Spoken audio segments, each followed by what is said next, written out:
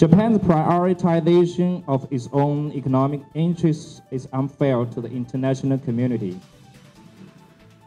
Thirdly, the IAEA has not endorsed the release of a nuclear contaminated water into the ocean.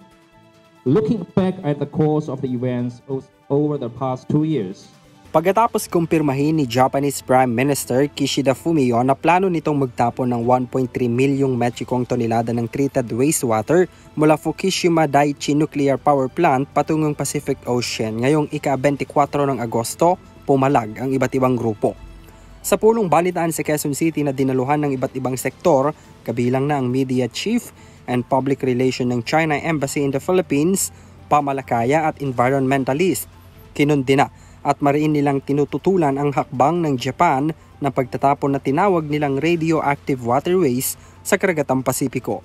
Ayon sa Embahada ng China, ang nuclear liquid waste na pakakawalan ng Japan ay magdudulot ng pinsala sa lamang dagat.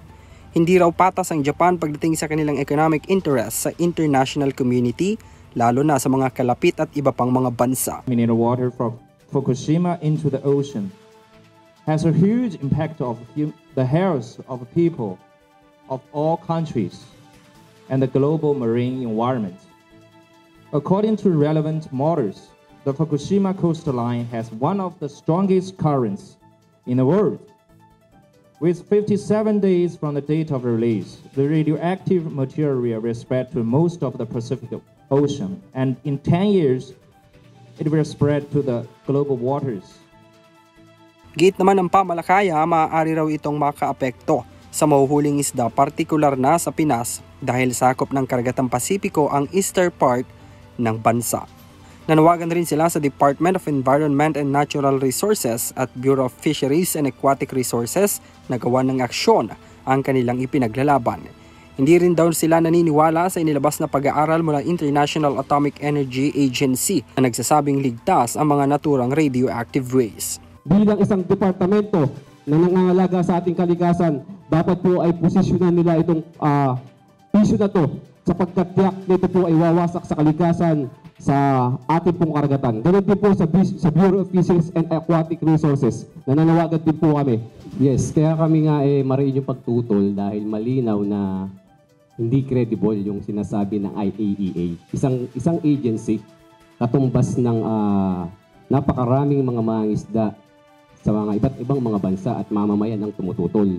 Bagamat wala pa raw direktang impact sa ngayon ang mga waterways na itatapon sa Pacific Ocean, magkakaroon ito ng bisa sa mga susunod na panahon dahil sa dami ng itatapon na waterways sa karagatang sakop ng Pacific Ocean.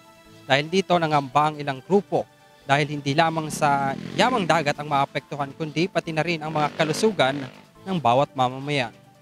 Nanawagan rin ang Nuclear Free Bataan Movement sa Department of Foreign Affairs na pakialaman na ang usapin para tutulan ang hakbang ng gobyerno ng Japan. Hindi natin masasabi sa ngayon kung ano yung na direct impact. So, anong magiging impact nito sa isang contaminated? Ano ang magiging impact ng mga nabubuhay na yung mga living things sa isang karagatan over the years? So, ang sigurado doon, magiging contaminated ang ating karagatan. Para sa EuroTV News, ako si Henry V. Nicolas, sumasaludo sa bawat Pilipino.